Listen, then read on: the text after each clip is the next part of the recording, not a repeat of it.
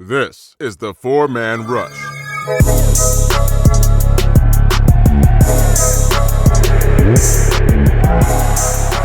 Hello, Panther fans, and welcome to another podcast of the Four-Man Rush. I'm your host, TBvsCAR, here with three of the crew and waiting on Monty to catch up with us. We got Kevin, Larry, and Will, and we also have a special guest with us tonight, a gentleman by the name of James, the Brit Buc. He's going to represent the Tampa Bay Bucs, of course, as we speak about the Thursday night game coming up. First, of course, we're going to review the Rams-Panthers game, and I know Panther fans actually it's probably a good thing that we're recording this now and not Sunday night, because we have our wits about us now and we can actually analyze and be factual about the information that we're going to give you guys on why we lost this game. A lot of people blame Cam, a lot of people blame Ron, a lot of people blame the refs. We'll get into that, and you can judge for yourself. But I guarantee you, we're going to give you some factual information that's going to back up our ideas on that. So, first and foremost, the Rams game. Week 1 loss by 3. A lot of people had the Rams coming into Charlotte and, kicking the dog shit out of us, but, whatever. So, first we're going to go to Larry, and we'll go to Kevin, and then we'll go to Will, and we're going to try to kind of break things down by position, going through that aspect. So, Larry, give us your take on the offensive line, and I guess you can go to the offense as a whole, if you don't mind, sir. All right, I'll start off there. As I've been preaching for weeks, the game starts in the trenches. It often decides whether your team will win or lose. And although we did make some mistakes on offense, like the turnovers and things, ultimately the game did come down to the trenches. This is the first time you really got live action with all 5 starters. Darryl, Van Roten, Paradis, Turner, Moten, all together on the field at the same time playing live action football for 4 quarters. And what you will notice primarily is that there was just a lack of continuity. We reviewed the film. We saw that there were a lot of mistakes made as far as communication goes. We missed some combo blocks. Communication with the backs was key because, we will let somebody free that the back was supposed to pick up. And that's why you saw some pressure on Cam early and often. What I did like, though, what I was kind of surprised to see is we were effective in the run game immediately. I saw a push from the entire offensive line. I didn't see the entire preseason. We were actually moving guys off the ball. There were some plays where CMC wasn't getting touched. So he was 5 yards upfield already. So that's a big plus. I hope we carry into next week. But overall, offensively, we just can't have those mistakes, with missed calls, missed assignments, and stuff like that. Ultimately, it was the difference maker in the game. Indeed. Kevin, would you like to speak about the defensive line and how the defensive look for the most? Yeah, for me, as far as the defensive line goes, early on, we saw an effective play by defense. Ron actually pulled the wool over everybody's eyes. All off season, all preseason, what we've been hearing about, 3-4 hybrid, 3 down linemen, 4 linebackers, 30 fronts. This is going to be added along with our, base 4-3. And during the preseason, all we ran was the 3-4 when we ran our base set and the 4-2-5 nickel for pass sets. But lo and behold, Rams come to town week 1. What we tried out on the field, we tried out the 40 front defense. So, I kind of had a feeling that was going to happen when Bruce Irvin was ruled out for the game. Bruce Irvin, even though this is his first year, he was going to play a significant role with our 3-4 hybrid scheme, primarily because this is something he's been doing all his career, whether he was in Seattle, Los Angeles, and to a certain degree with Atlanta that 1 year last year. I like the fact that we showed our versatility because when we went to our base front, not all the time, but a majority of the time in our pass defense set, we was using 30 fronts. We saw the 3-3-5 nickel, and we saw the 3-2-6 dime package. So, but as far as performers go, in the first half, you saw defensive line getting pushed, saw them moving guys out the way. If it wasn't for the turnovers in the first quarter, easily we was dominating the game in the trenches, yardage, everywhere but the score. But the defensive line definitely came to play. We saw Dontario Poe get a little bit of push, and we saw McCoy do his thing. Short was playing lights out. I mean, he was really setting the tone, and I really like the fact that we were just able to have a strong first half, but something happened after halftime, and it just faded. I don't know if it was fatigue. I don't know the fact that it was 95 degrees, heat index on the field, but for whatever reason, second half, that defensive effort, particularly in the trenches, just came to a halt. Now, some of that had to do with scheme, but the other part of it was the fact that the Rams went no huddle on third down, so we couldn't get our third down defense out there. And I just also contribute the fact that the defensive line rotation is a work in progress. I think it'll be straight moving forward, but I just look at this as really the preseason version of what's going on that happened Sunday with our team. We just had to get the rust out, and it cost us. It sure did. It sure did. Will, how was Cam looking to you? And man, that film you did on CMC, boy, people got a first-hand view of what that breakdown was going to bring up, man. Well, yeah, I mean, as far as running backs go, I mean, if you need me to tell you that Christian McCaffrey had a good football game on Sunday, you might have been, church. You might have not got out of church till like 3, 4 o'clock and had a chance smoking to that stuff, watch the game, done anything there. So I don't think, we need me to tell you that Christian McCaffrey is that guy. As far as Cam, there was some obvious rust. I saw some good things. I think he was very efficient in the first half. The second half, he let some throws get away from him, but, I'm not worried about it in week 1 yet. He just needs to get more practice and reps under his belt. Watching the game live, you're frustrated, bad Cam, I hate you, replace him, put him in, but 2, 3 days, you get over it, I mean, he'll be fine. Overall, I thought he had a decent game. He still completing 65% of his passes, making good decisions. A lot of people are asking why we aren't throwing the ball deep. When you watch the film, the Rams were playing a lot of 3-shell, cover 3 quarters coverage. So just the route concepts that Norv Turner was calling weren't asking for Cam to throw the ball deep. So I don't think it's a matter of panic yet that, his shoulder still hurts. He can't throw the ball deep. Just be patient. Once we see a team that'll challenge our receivers more and give us those opportunities, we'll take our shots. Indeed, yeah. Remember, fans, we got to be patient. I mean, that's the name of the game. Unless you're out there on the field and you see what's actually going on in that coverage scheme, you can't just go out there. And Cam, he spoke on that during his presser after the game, and again this afternoon. Actually, you can't just chuck the ball down the field just because there's a receiver running down the field. I mean, you got to actually take care of the football. I know, even though he did throw an interception, like Will said, he completed 65% of his passes. For Cam, that's decent, considering limited preseason action, surgery off season, things of that nature. So just be patient, folks. It'll be just fine. And one thing, I'm sorry, Tim. No, one thing I want to also mention to fans. I think a lot of fans, and I mentioned to you guys in the chat earlier, we get caught up in the highlight syndrome.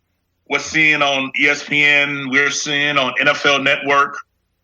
They're seeing other teams who are getting huge chunk plays through the air. Like, I don't know what Baltimore just obliterated. Oh, my God. It said Miami Dolphins. I wonder was that Florida Atlantic that was on the field, because that was just... That was FAU. That was FAU. You ain't going to tell me otherwise. Good Lord. Oh, man. Yeah, that was brutal. So I get, from a fan aspect, you get kind of envious seeing that. But at the end of the day, our team is built around a lot of skilled players that are built to get yak. So what that means is taking 5 to 7 yard slant routes, curl routes, dig routes, posts, and converting them into first downs. Don't get me wrong, I like to highlight plays like anybody else, but they'll come when the opportunity presents itself. Because if we did the opposite and Cam was forcing it like he used to do once upon a time during the Kelvin Benjamin days, downfield and having 2-3 interceptions. Oh, why he ain't throw it to the man? He was wide open in the flat. Blah, blah, blah, blah. Exactly. Now Cam's throwing it to the flat. Oh, that's all. That's why his completion's so high. He only throw it to McCaffrey, and it's just, oh man, it's Cam is damn if you do, damn. Excuse me, let me correct. Cam if you do, and Cam if you don't. That's pretty much the best way to look at it. Well done. You know, Well just the man can't do no right in some people's eyes on any aspect of it. And us as fans, we get that. But overall, I just think the fact that when you look at Moore, Samuel, even Jarris Wright to a degree, you're looking at versatile players that can do multitude of things. I see some fans clamoring, I miss having the big, tall receiver that can just go up and win jump balls. Well, I mean, we tried that for a few years with Benjamin and Funches, and, you know, where did that get us? I'm not saying that that's not a benefit. I just think that Cam just needs to see guys with separation to really thread that ball on the needle more than trusting that the guy's going to win it. That's just my perception. I mean, y'all can correct me if I'm wrong, but our current set of skill players is built more for yak than Tecmo Bowl bombs. But that's just me. As long as we're moving the chains and converting third downs and scoring in the red zone, I don't care how it's done. I don't. The big plays are nice, but I don't need to see a bunch of them to feel like our offense is really effective. I think what you gotta. Oh, go ahead. Go ahead, Will. I think what we just gotta realize is that ultimately it's week 1. I mean, we don't know what Norv has in store. Is he gonna show a lot of short, quick passes and a power run game early in the season to get linebackers and safeties to creep up to open up that vertical pass game later in the year? I mean, he's got a lot more in store than what we saw week 1 against the Rams. And plus, I mean, we're playing against Wade Phillips, Aaron Donald and those guys. You don't want to be holding the ball on 5-7 step drops with that guy coming after you. So, I mean, I just think it was part of the game plan that this particular defense we wanted to attack with the short game. I don't think that's going to be the case every week. Yeah, you just pretty much said my point, Will. You got to look at the game plan going into the game and look at the personnel you're facing. When you look at the combination of Fowler, Matthews, Donald, they're not the strongest guys, but one thing that they are is very quick. So you're not going to have a ton of time to sit back and let routes develop, especially deep routes. So I think the game plan was just to, drop back and get the ball out as quick as you can. And it was effective for the most part. It just came down to us making a couple of mistakes that we ended up paying for. But that was what I was going to touch on, the fact that when you're facing a front like that, you're not going to have a ton of time to take deep bombs down the field all day long. So I like the game plan that we came up with. And, when we face other opponents, I'm more than sure that we're going to take those opportunities, take some shots deep down the field. I mean, of course, you want to spread the defense out and things like that. But, again, just look at the game plan, look at the opponent we face every week, and then that's how you decide. That's how you try to figure out what Cam is thinking and what Norv is thinking. Yeah, plus when you look at the Rams defense, what's their strength? The front four and their corners, Keith Talib and Marcus Peters. So, you're going to be able to – where are you going to attack their weaknesses? Before the game, I said their linebackers looked like a weakness. So I expected McCaffrey and Olsen to get their share of the workload towards the middle of the field. But unfortunately for us, Corey Littleton said, bring it on. And he just had one of the most outstanding games I've seen from a linebacker. He was arguably the best player on the field on Sunday. So, the Rams are out there getting paid, trying to win too. And I think you got to give credit where credit's due. I mean, that was an all-world performance by Littleton, punching the ball loose from DJ Moore, forcing the fumble, baiting Cam into that interception late in the game, covering Greg Olsen. I think we only completed 4 out of 9 targets to Greg that game. So I think you have to give, him credit too for being up to that challenge, knowing that the Panthers were going to attack him. Ladies and gentlemen. He had I was just saying he had 14 tackles, Will. I mean, the guy was all over the place. 14 tackles, 8 of them solo. I mean, he just literally filled up the defensive stat sheet. So, like you said, they make plays too. He did. Hey, Monty, what's up, man? What's going on, brother? What's going on, fellas? Ladies and gentlemen, Monty. What's going on? What's going on? Eddie Murphy, what's up, bro? What's going on, fellas? What's going on, man? Hey, so we're talking about the Rams game right now. We touched on the defense slightly. What did you see in the secondary, though? Did you like what you saw in the secondary for the most part? Yeah, for the most part, I was very pleased with what we saw from the secondary.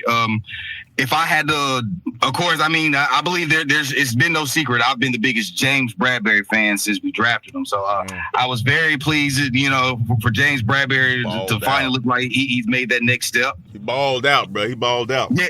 Yes, he did. Yes, he did. If we get more games like this and more production like what we saw on Sunday, he would definitely be making the Pro Bowl sometime soon, and I mean this year soon.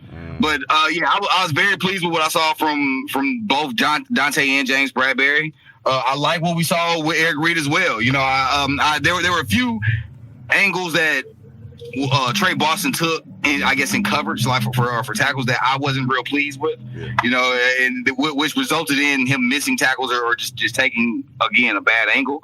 But for the most part, I thought the secondary played very well. It is just putting a full 4 quarters together. That's just my biggest problem, and that's not just with the secondary. I think that was just the defense as a whole, just putting the full 4 quarters together, full 4 quarters of dominant defense and dominant ball together. That's kind of where I feel like we kind of fell short. But again, I like Will and what Lauren said. I mean, you have to give credit where it's due. We played the defending NFC champs, and it's. With that being said, I think the 30 points looks a lot worse than how the actual game played out. Because, I think we did a very good job for a majority of the game of one, keeping them out the end zone. And then let's be real, guys.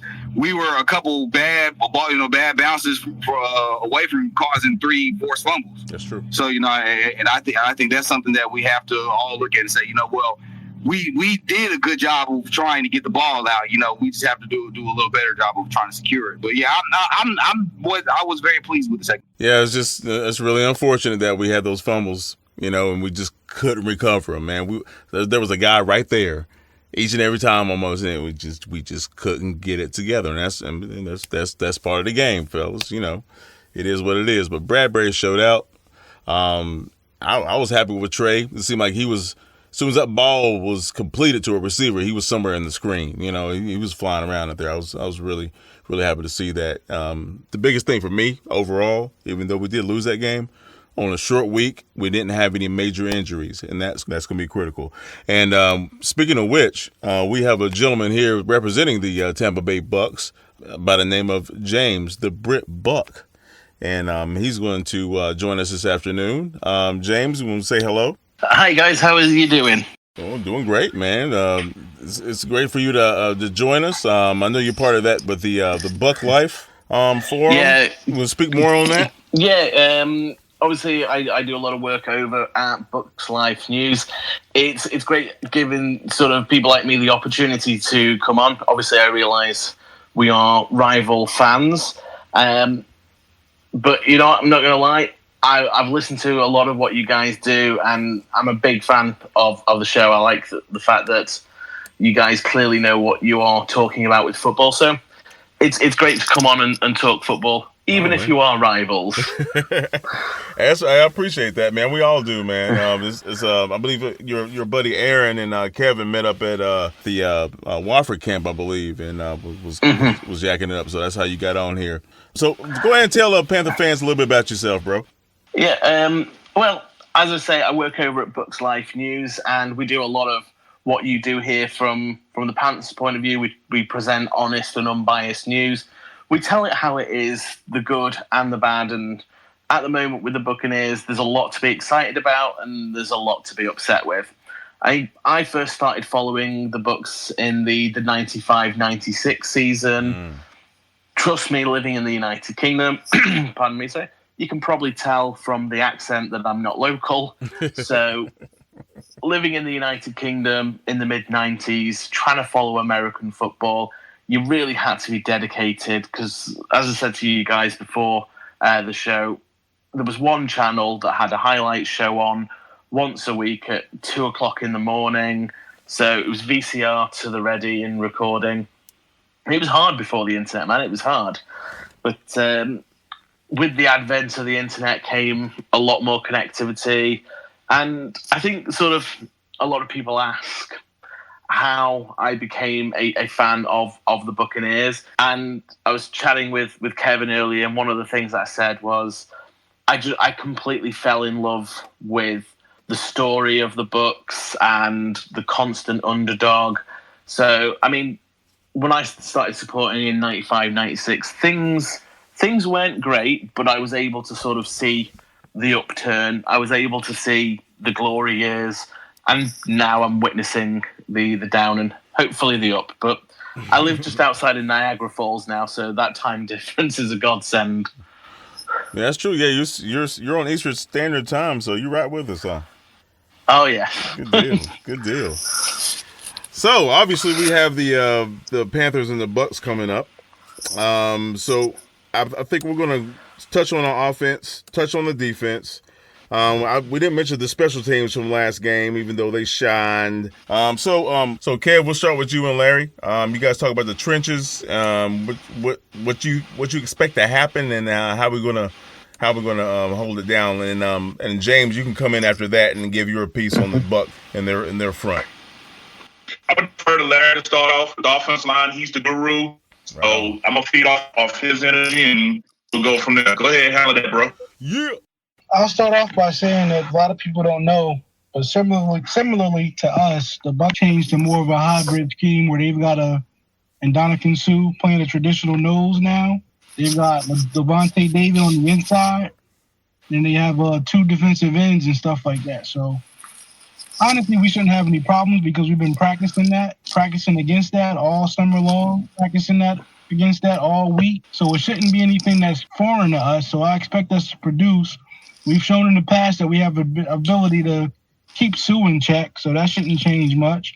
I expect the same thing from last week. I want to get pushed. I think we got to establish the run early so we can give fans what they want as far as those deep balls, because in order for you to have an effective pass game, you got to be able to establish the run. Also, we're trying to build continuity with our offensive line, so all 5 guys need to build some confidence. And the best way to build an offensive lineman's confidence is help him in the run game. Let him start out aggressive. Then we'll open up that pass game for everybody to see. So, like I said, it's going to start in the trenches. We got to win in the trenches, and it starts by establishing the run. That's how I view it this week.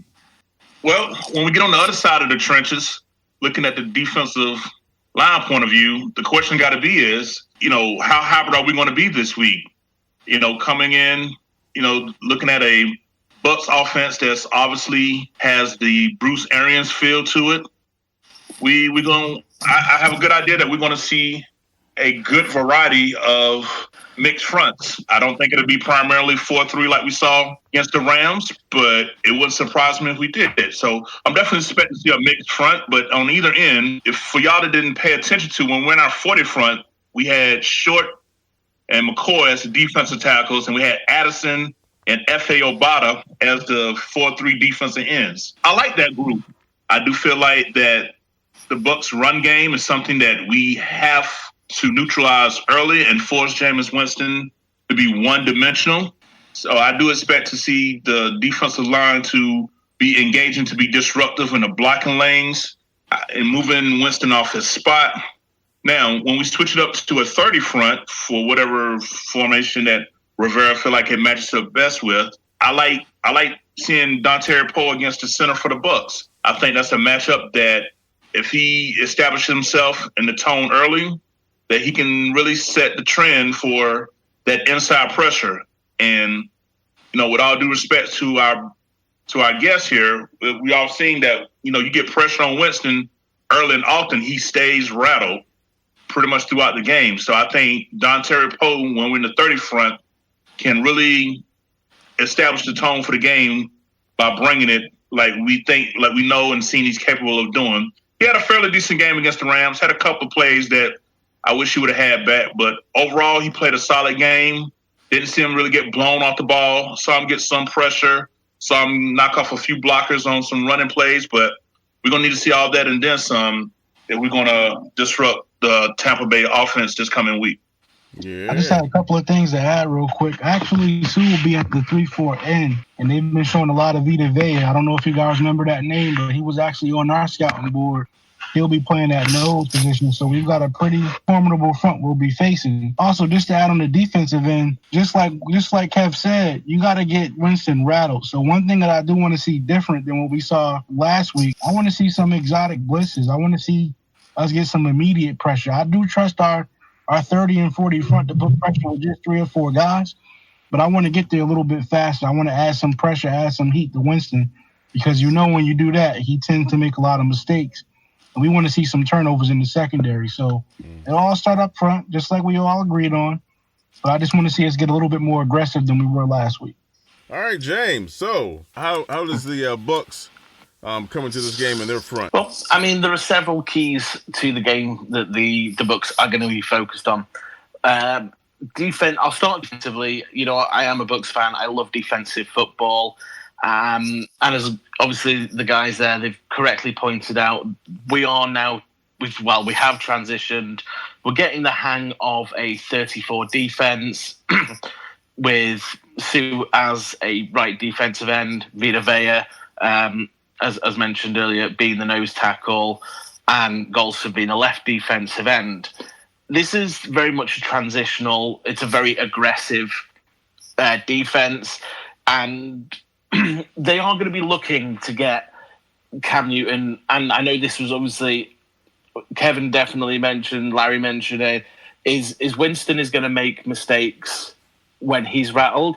The same can be said for Cam Newton. You need to get him uncomfortable. He's clearly, I was watching the game against the Rams. He's clearly not as mobile as what he once was. And I think that does slightly nullify the threat. So I think the Bucs defense is going to be incredibly aggressive from the outset. But they have to be wary of the Carolina Panthers X factor, and that is Christian McCaffrey. He's a really talented guy, and I honestly believe he is going to be one of those rare players that gets 1,000 yards in the air, 1,000 yards on the ground. He seems to have everything. He's got power. He's got elusiveness. He's got very, very fluid hips. He can make tacklers miss. He's got the strength to get out of arm tackles and even through some wrap-up tackles. So the defense is definitely going to have to be focused a lot on Christian McCaffrey, nullify the running game, and very much, I suppose, what the defensive plan for the Panthers is going to be. This is going to be a game of what happens when an unstoppable force meets an immovable object. These are very, very similar teams coming into the Thursday night game. And I think we're going to see a lot of things maybe cancelling each other out during the game on Thursday night. I think it will be a really, really good battle. Now, when you look at offensively, and this is going to be the key point, Dontari Poe is going to be going up against Ryan Jensen. Ryan Jensen's very much a road grader of an offensive lineman at center. And next to him is currently the number 1 ranked guard in the NFL, and that is Ali Marpet. And he's going to be lining up over our former defensive tackle, Gerald McCoy. Now, McCoy is a great player, and a bit of breaking news, I'm not sure if you guys have seen this, but Gerald McCoy actually today has announced that he is going to be agreeing a 1-day contract with the Buccaneers in order to retire as a Tampa Bay Buccaneers player. So a lot of fans who were very sore at McCoy for leaving and going to the Carolina Panthers, it's a lot of what I call ex-girlfriend syndrome. You know what? You try to pretend that you don't care, but if you truly didn't care, then you wouldn't have anything to say. Gerald is missed in Tampa, not only as a player, but also as a person who gave a lot to his community. He is a good guy, and he is a great player. Is he the player he once was? Obviously not. We're talking 10 years down the line. He is aging, but he's still a great player. He's got one of the fastest get-offs in football. So still, Ali Marpet and Jared McCoy, they're going to be really, really testing each other. And it's a good job that they're actually both really nice guys, because that is a battle that could really turn nasty. But that's going to be the key, really, of this game. And it is going to be who wins that battle between the Bucs' offensive line and the Panthers' defensive line. Make no mistake, the Buccaneers have got offensive weapons. They do. They have been ranked in the top 5 and the top 3 for passing in the NFL last year. They had one of the most explosive games. And all this without any help from the running game at all. For the simple reason, if the Bucs win this game on Thursday night, it will be in spite of their offensive line, not because of it. I had a couple of questions for you, James, if you don't mind. Yeah, absolutely. One matchup that I was paying close attention to as far as our interior defensive line, I'm looking to attack Alex Kappa. I know you guys drafted him out of Humboldt State a couple of years ago. Mm-hmm. How's he progressed? Do you think that's something that we probably will attack, or do you think he's been progressing well where he can actually hold his own? Second thing I wanted you to touch on is defensive coordinator Todd Bowles. Are you guys running the scheme kind of similar to how he was doing in Arizona with Arians? Mm-hmm. Okay, so I'll come to the first one there. And yes, Alex Kappa is probably going to be targeted, and you are going to look at overload blitzes being thrown at Kappa. He does seem to cope very, very well with strength against strength. Alex Kappa is a really, really strong guy. I mean, we saw in the preseason, we saw at the end of last season, he is capable of just picking up a defensive tackle or a defensive end and just tossing them aside. He's really, really strong. He's a very, very, very violent offensive guard. He was brought in as a tackle. He was moved inside. He is still getting to grips with that. So he is making occasional rookie mistakes. And as I suggested there, when he has more than one guy coming at him, he's not quite sure who he should take or how he should approach the situation. So when the Panthers are running their 34 defense, for you guys, I would say watch for safety blitzes in combination with stunts, because that is the way that you will exploit the weakness of the Buccaneers offensive line, and it's definitely on that right side. Now, as regards to the defense that Todd Bowles is running, he has said it will be similar to in scheme to the one that he ran in Arizona. However, the personnel is completely different. He's gone as far as to say he has a lot more athletic playmakers than he did. So the Buccaneers defense right now, yes, it is a 34 hybrid, but it is based more on speed and athleticism than big guys clogging up holes. Indeed. And speaking of the speed in the secondary and whatnot, that should be a decent matchup. I know last year, that first game was even though we put up points fast, the Buccaneers made a hell of a comeback in that second half against us that first game. And of course, we know what happened in the second game. We took an L. So, Will, Monty, how you guys seeing our secondary matching up with their receivers and vice versa in that manner? I actually believe that we have a lot of favorable matchups. I solely think it boils down to how we win at the line of scrimmage and vice versa. How our guys handle man and press coverage versus their secondary and versus their coverage and vice versa.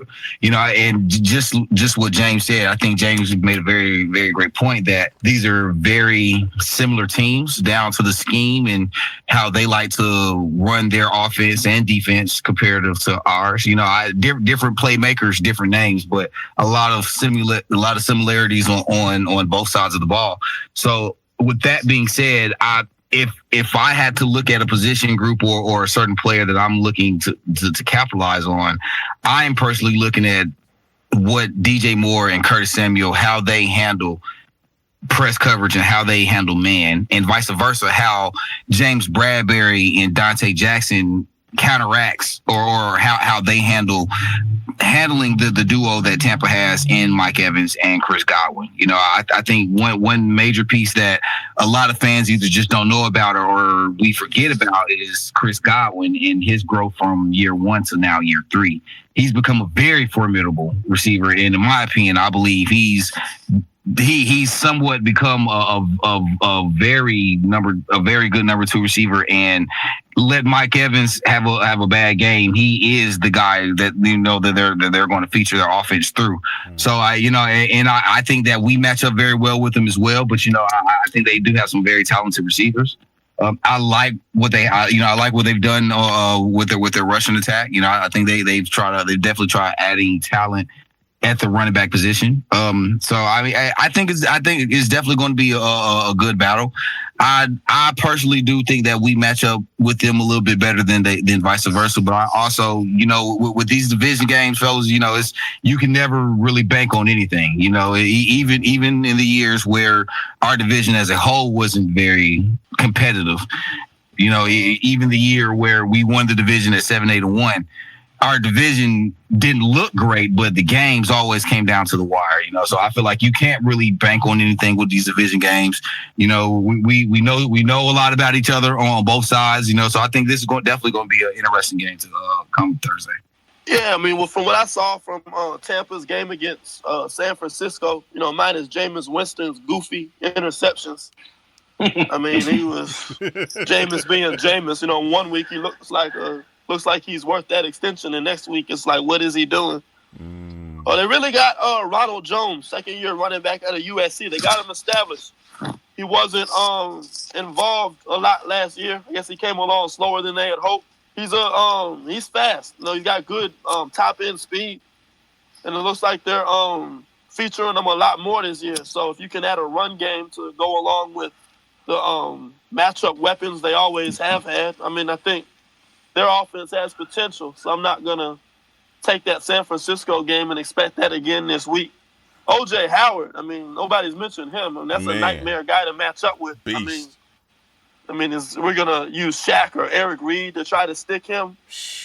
We're going to play zone coverage to try to contain him. So, I don't, if matchups dictate that we play press, maybe we use some hybrid coverages. I know we like to Bradbury and Mike Evans, we like to have Bradbury shadow him, so it'll be interesting how we scheme against those mismatched weapons they got on offense. On the defensive side of the ball, one of my favorite draft prospects this draft, actually, and I'm surprised Larry didn't mention him, was Devin White. Great sideline to sideline speed, good, can fill gaps, strong downhill player. So, that rookie linebacker they got, I think, has a very high ceiling, and maybe can eventually develop into be their Luke Kuechly one day. The secondary, they're kind of banged up a little bit. I think they just put a safety on IR. I mean, Vernon Hargraves, he's had trouble staying healthy, but he made some plays in this last game, so we might have some opportunities to attack them on the back end. So, I mean, I'm looking forward to it. It's two teams looking for their first win. Thursday night football is always sloppy. We'll see what happens. Hey, well, I didn't mention Devin White because I'm jealous, okay?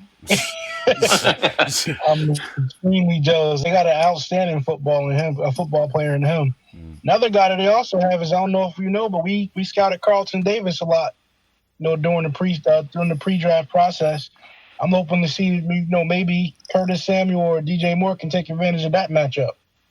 I think there's some really interesting points. I mean, one of the things I would say is I'd counteract and say, actually, the team is, and I'm hoping I'm not cursing myself here, it's a lot of guys are coming off illness. They've not been feeling great. There has been a flu bug going around the facility, and I believe that was one of the reasons which led to the abject I can't even think of suitable for work and suitable for the airwaves adjectives to describe the way that they played. It wasn't a typical performance that we saw from the team. A lot of people are thinking that maybe they were ill and weren't kind of letting on. Blaine Gabbert is is injured with a broken collarbone. He was slated to be the backup quarterback. Justin Evans, the safety that was mentioned before, yes, he's gone on to injured reserve, but that guy's been on injured reserve since he was drafted 2 years ago. He's one of those guys who's just kind of collecting a paycheck at the moment. Really, really talented. And funnily enough, he was drafted in the second round, as was Roberto Aguayo, as was Noah Spence. And I could go on. A lot of players that the Bucs drafted in the second round don't pan out. But one interesting thing, and saying about how the teams match up, there is one crucial difference between the Panthers and the Buccaneers, and that is in their offensive philosophy. The Panthers are very much a run-orientated team, and they have one of the best backs definitely in the NFC South, and arguably in the NFL in Christian McCaffrey. The Buccaneers are a pass-first team, and they look to take advantage of the playmakers that they've got in Mike Evans, in Chris Godwin has been mentioned, in O.J. Howard. Obviously, as well, we've got Bobo Wilson, who's got great speed, Brashard Perriman, fantastic speed. But considering we have a pass-first mentality, we have a seriously, seriously erratic quarterback in Jameis Winston. And as was touched on there, you never know which Jameis you're going to get. Man, this sounds like it's going to be a chess match, potentially. That secondary for the Bucs, I'm a little worried about that because Curtis Samuel he looks pretty clean, even though he didn't get a lot of touches. He looks pretty clean out there, so it's going to be interesting. But I totally agree with you, James, and I might get a little heat from the Panther fans about this, but when Cam first got in the league and people threw heat at him, he just took off and it was no big problem. Now he's been taught to stay in the pocket, deliver the football, and he's trying to do that a lot more. So that pressure will fluster him a little bit. We do have McCaffrey, which is a hell of a release valve. Yeah, it's going to be interesting. It's going to be interesting. Indeed. Yeah, as you say, it's like when Cam first came into the league, he was a complete anomaly. He was a guy with fantastic arm strength. He had the arm strength to make every throw in the playbook. He had above average. It wasn't elite accuracy. He wasn't Drew Brees. He wasn't Tom Brady. But he was really, really accurate. He had the confidence in his ability to make those throws. But what really killed you is at times you had to pick your poison when you were playing the Panthers. Were you going to let Cam beat you with his legs, or was he going to beat you with his arm? Now he's getting on a bit. Injuries have taken their toll, and he isn't, as I said earlier, and I'll stand by this, he can still run the football, but he isn't as comfortable doing that as he once was. Yeah. I mean, that's a legit point, especially he's been under the knife 2 off seasons in a row. His season was cut short last year, so I mean, as an athlete, I know I would, there'll be times where if you feel in that injury or there's something wrong, that you're not going to do certain things the way you used to. I'm sure Cam feels that way. But his arm does look a little better. I have to say his throwing motion is a little better. So we'll see. But he had a hard time with that Bucs defense the last game we played you guys. So we'll see. And as I say, I think it's because the teams, they do match up very, very well. And I don't understand this, that the Bucs-Panthers rivalry is one of the forgotten rivalries, it seems, in the NFC South. And I think, and I'm coming at this from a Tampa Bay perspective. It's great when you play the Falcons, especially when you beat them, because it's... They're right, Larry.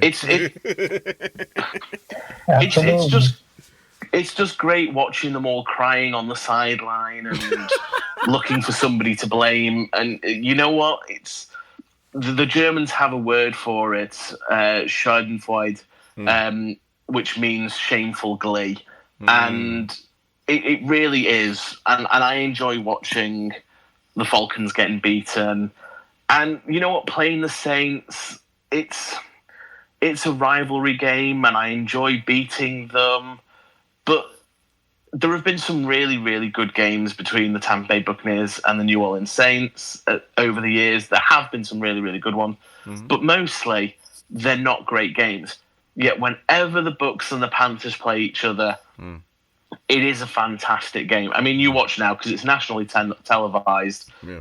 This game will be a special teams battle. But if I had to pick any two teams to play on national television and, you know what, show what football is all about, it would always be a Buccaneers-Panthers game because these teams they match up so well. They have enough differences that it doesn't look like the same team just practicing against its defense. But they match up in so many areas, and you can see the players want it. It's a battle out there. The cornerbacks are going to be pressed up against the receivers. They're going to be fighting. The trenches are going to be fighting out. It's going to be trench warfare. And for the football purists who love the game of football, it is, unless it's an error-strewn debacle of a game, this is going to be a fantastic game to watch. And as I said this before the show, and I know I'm going to get a lot of stick from, like, obviously the guys over at Bucs Life News, from all my Buccaneers supporters. But you know what? My heart is saying that we win this game. The Tampa Bay Buccaneers go into Charlotte and they make up for that horrible performance against the 49ers. The defense clicks. It's swarming. It's aggressive. Caffrey can't get out the backfield. Newton can't complete a pass. It finally clicks for Jameis Winston, and he remembers how to find an open receiver. He realizes that he doesn't play for the Carolina Panthers, so he stops throwing to the blue jerseys, and the Buccaneers come away with a win. My head, on the other hand, says, you know what, we're still going through the process. This is a young team. They're learning a new scheme and a new system. I think they're going to make a great account of themselves. It's going to be a great game of football. Ultimately, though, I think the Buccaneers do lose this game, and I think your Carolina Panthers do come out with a win. Not by much, but it'll still be that W. Interesting. Hey, as long as you're being honest, man, you know, we all catch flack for being honest because we, you know, if you heard our podcast, we dropped a bomb on our Panthers when it's due. So no doubt. You gonna say something, Kevin? Yeah, I wanted to mention while we was discussing, you know, it being a short week, a lot of times, you know, the injury report can be a factor on a short week, particularly. And I was just overlooking ours, something that's definitely going to be a factor, something to watch out for. Greg Olsen, sore back. He took a hard shot during the game. He didn't practice yesterday or today. He said he's going to be okay. Here's my thing, and I'm a Greg Olsen fan, so I'm saying this kind of begrudgingly, but him getting 94 snaps coming back was way too many for my comfort level.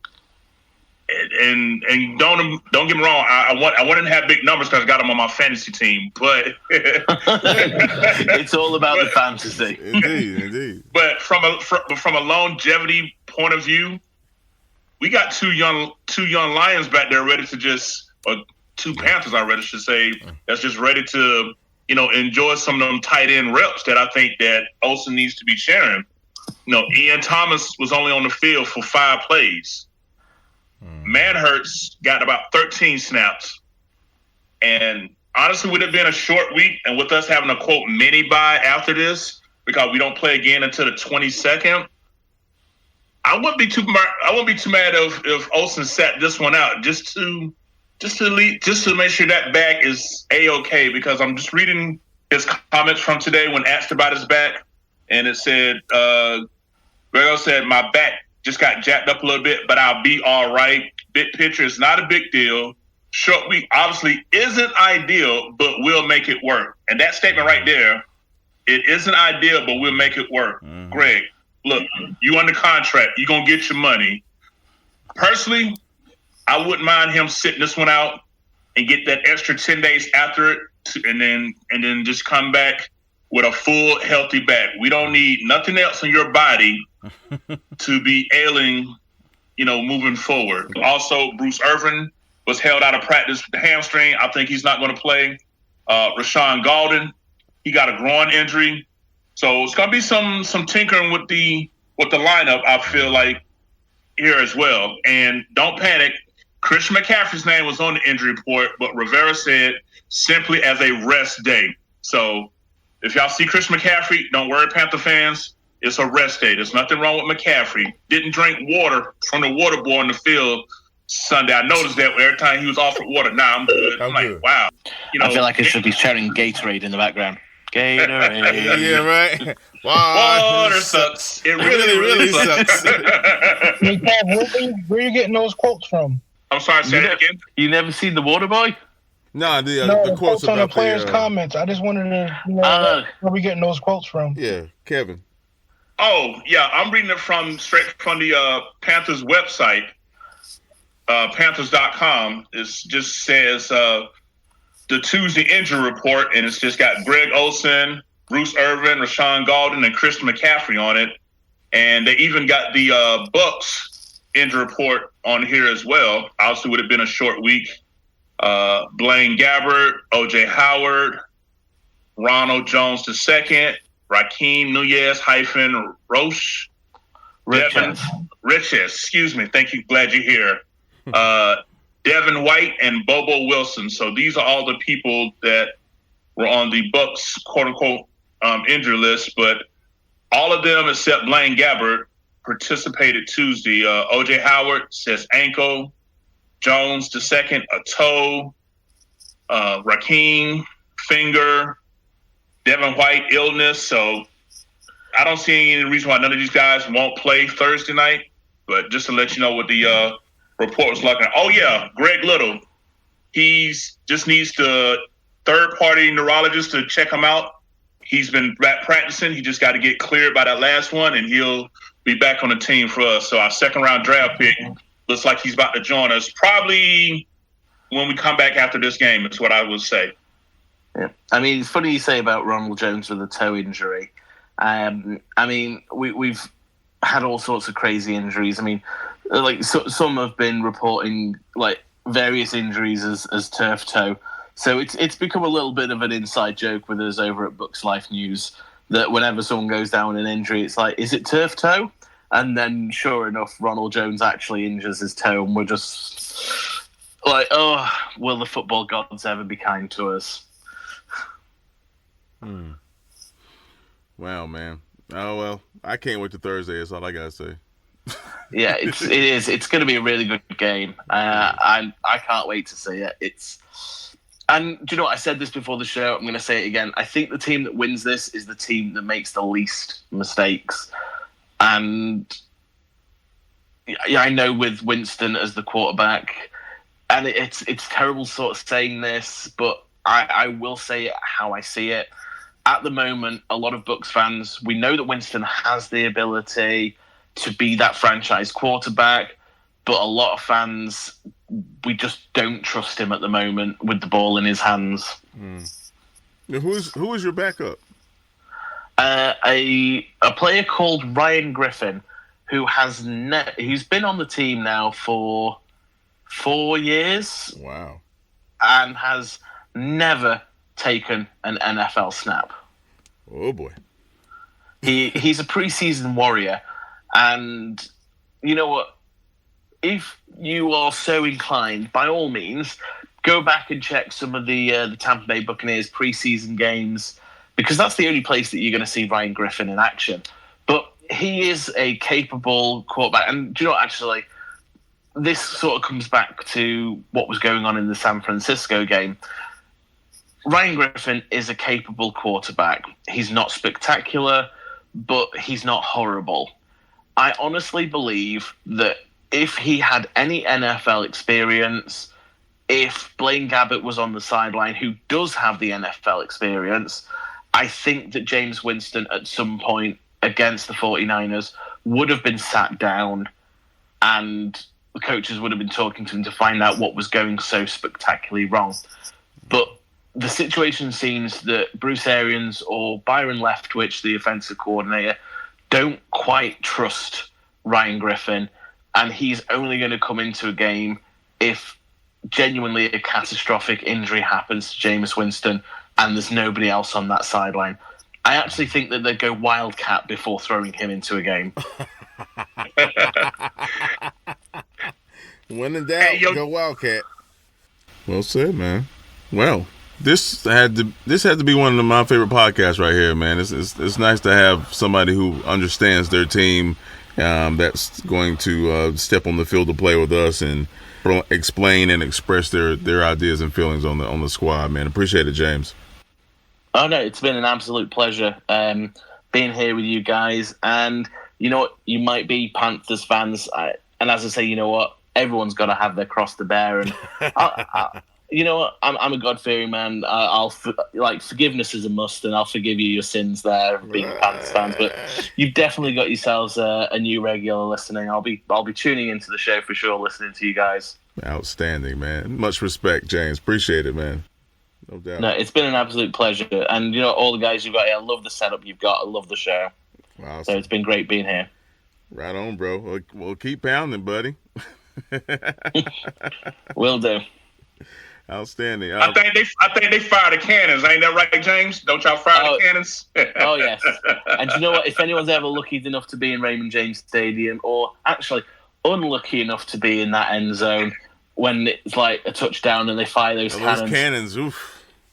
It's scary. Do you know what? You can always tell someone who's attending their first game and they're not expecting it, because those cannons are loud and you see people jumping out of their jerseys. Yeah. Hey, quick story. That happened to me when I went down there in 2017. I was like 3 sections over, between the sideline and the goal post, maybe 2 sections from that ship. And yeah, I jumped out of my skin, my DNA. I think I left a pair of drawers down there. Man, I just was not ready. Boom. Fire the cannons. Yeah, man, it's something, dude. It's something. Respect. Well, all right, guys. Anybody have any closing remarks? Anybody else have anything to put out there? If I can just give a shameless plug, guys, and I know obviously this is going out to Carolina Panthers fans. There may be some Buccaneers fans, so big shout out to you listening. If you do want to check out, if you're interested in receiving some real, up-to-date, honest, unbiased news about the Tampa Bay Buccaneers, obviously I know people like to keep up to date with one of their divisional rivals. True. Definitely check out Bucs Life News. We're on Facebook. We are on Instagram. We are on obviously we are on the World Wide Web, where our main base is. I do game day shows, halftime shows, post-game shows, and I also do my own weekly wrap-up show. So anyone who's hanging around the Bucs Life News area, if you're about on Monday evenings at 8 o'clock, you can watch the Brit Buc Invasion and come along and say hi, and I will give you a shout-out. Nice. I already got an Instagram post up of this recording. So I did tag you guys in that post. So folks much appreciated for that, no doubt. And of course we'll have you guys in the description on the podcast too, man. Much appreciated. Will, you got anything to say, Larry? No, I'm straight, man. It was a pleasure having you on. Pleasure meeting you, Larry. You take care. Right on. Now I believe we lost Monty, but that's all right. He gave his 2 cents and bounced, man. Monty loses Monty, but I'm gonna leave that alone for another day. All right, man. Well, on behalf of the 4-Man Rush and apparently the Bucs Life News, We'd like to thank you guys for listening and stopping by for the 4-Man Rush podcast. I'm your host, Timmy VO, and you guys make sure to hand on over and check out the game on Thursday night. You should be listening to this podcast way before then, dadgummit. And if you're not, well, enjoy it afterwards, and you can check our stats and facts and see if it panned out. That's how it goes. Again, thank you so much. No matter if you're listening to this podcast in the morning, the afternoon, or evening, I hope you're having a wonderful day. Stay safe, and as always, keep pounding.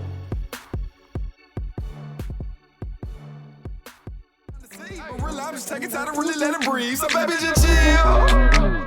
She love it. We out in public and we can just chill with my partners, and we can go back to my crib and just chill under covers and do we call me and you love. The 4-Man Rush is brought to you by the love and respect of and for the Carolina Panthers and Carolina Panther fans everywhere. Keep pounding.